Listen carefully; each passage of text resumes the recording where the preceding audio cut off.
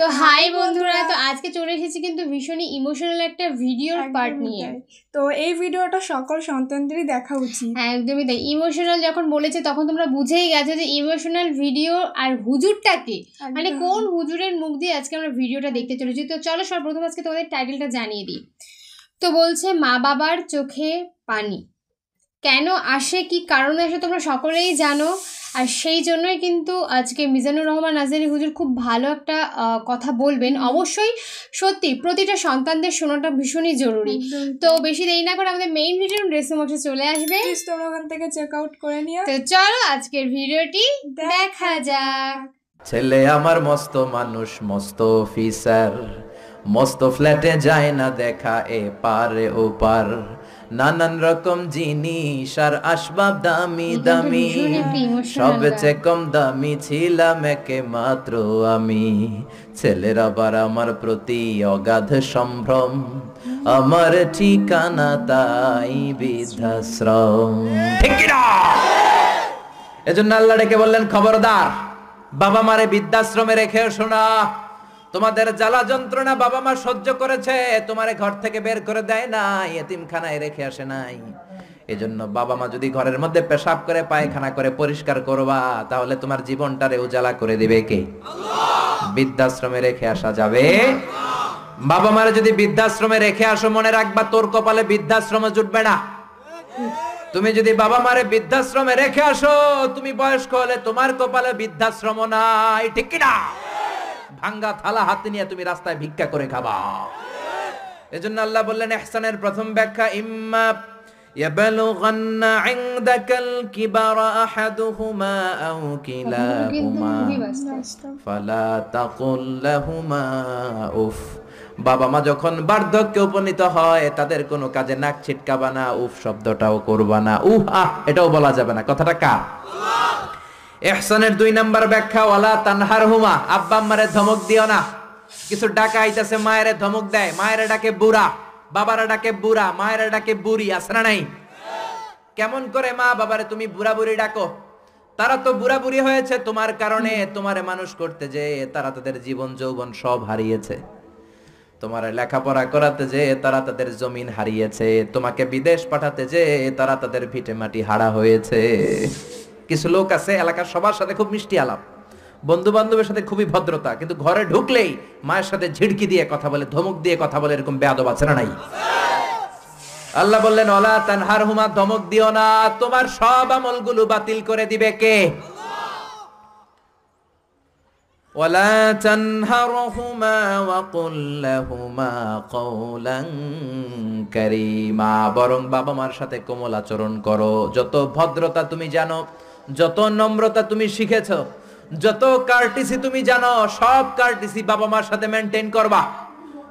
যত সফটলি কথা বলা যায়, যত কোমল ভাবে কথা বলা যায়, যত মোলায়েম ভাষায় কথা বলা যায়, বলতে হবে কার সাথে? জোরে বলেন, রাজি আছেন তো? রাজি আছেন? এরপর আল্লাহ বললেন ওয়াখফিদ লাহুমা জানাহায যুল্লি মিনার রাহমাতি ওয়া কুর রাব্বিরহামহুমা কামা রাব্বায়ানি সাগীরা। ওয়াখফিদ লাহুমা জানাহায যুল্লি মিনার রাহমা, বাবা মার জন্য রহমতের চাদর বিছিয়ে দাও। তোমার যত সম্পদ আছে মা বাবার পায়ের সামনে বিলিয়ে দাও, তোমার জীবনে বরকত দিবে কে? এজন্য প্রথম বেতন পেলে টাকাটা দিবেন মায়ের হাতে, গিফট কিনলে আগে দিবেন মাকে। বউরে দিবেন না ওটা বলতেছে না, বউরে তো দিবেনই, কিন্তু আগে মায়ের হাতে কিছু দিবেন, তাহলে আপনার ইনকামে বরকত দিবে কে? আর বাবা মা একজন কিংবা 2 জন যদি দুনিয়া থেকে বিদায় নেয়, বাবা মার কবরের সামনে দাঁড়িয়ে চোখের পানি ছেড়ে তোমরা পড়ো রব্বিরহামহুমা কামা রাব্বায়ানি সাগীরা ওয়া কুর রাব্বিরহামহুমা কামা রাব্বায়ানি সাগীরা। কবরের সামনে দাঁড়িয়ে আল্লাহরে বলেন, আল্লাহ বাবা মা ছোটবেলা যেমনি আমাদেরকে আদর দিয়ে, সোহাগ দিয়ে, ভালোবাসা দিয়ে আগলে নিয়েছে, আমার বাবা মা ইন্তেকাল করার কারণে তোমার কাছে যাওয়ার পরে তুমিও আদর আর ভালোবাসা দিয়ে আমার বাবা মাকে কাছে টেনে নিও। পড়ে না আমিন? আর জোরে পড়ে না আমিন?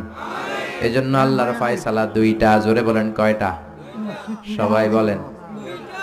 ঘুম আসছে? তো জিমাই পড়েন কেন?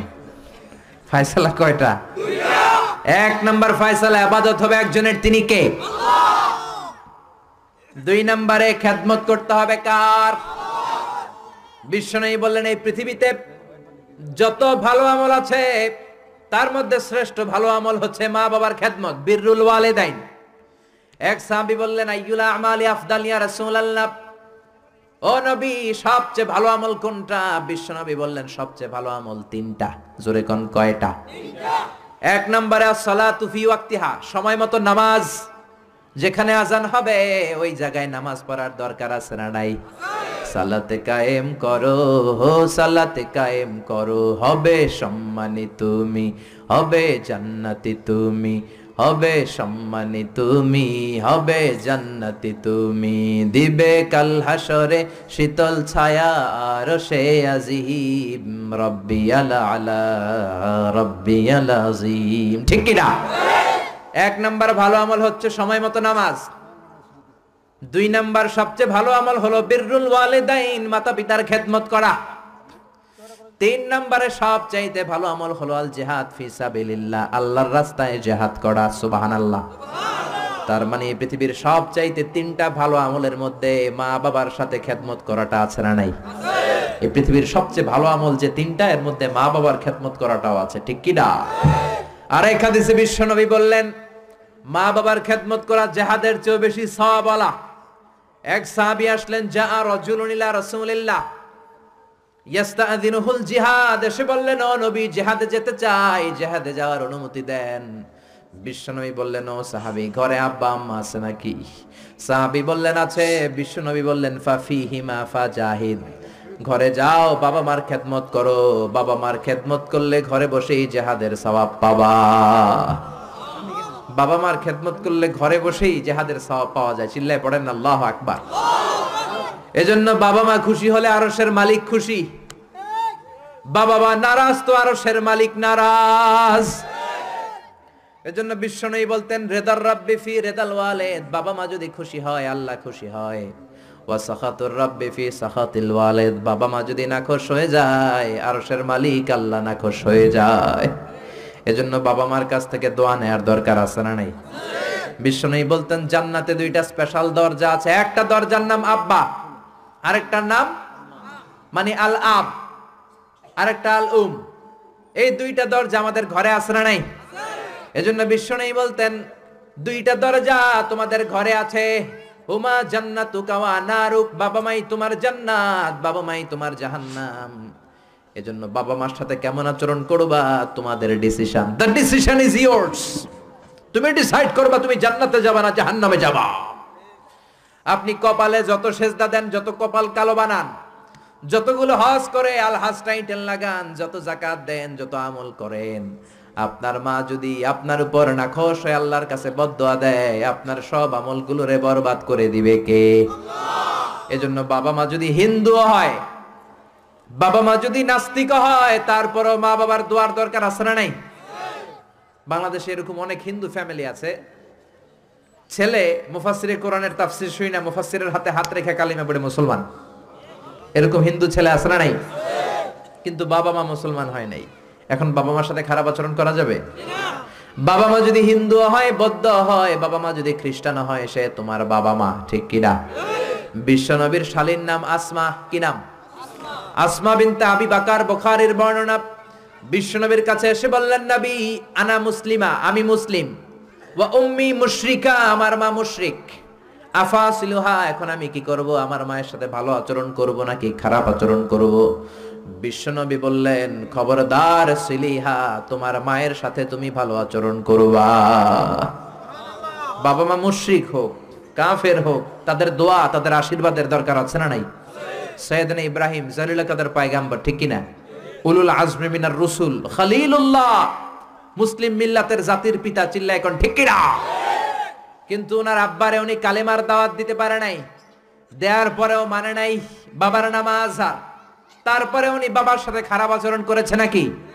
মোলায়েম ভাষায়, কোমল ভাষায়, আদবের সাথে বাবার ডেকে বলেছে, ইয়া আবাতি লিমা তা'বুদু মা লা ইয়াসমা'ু ওয়া লা ইউবসিরু ওয়া লা ইউগনি আনকা শাইআ।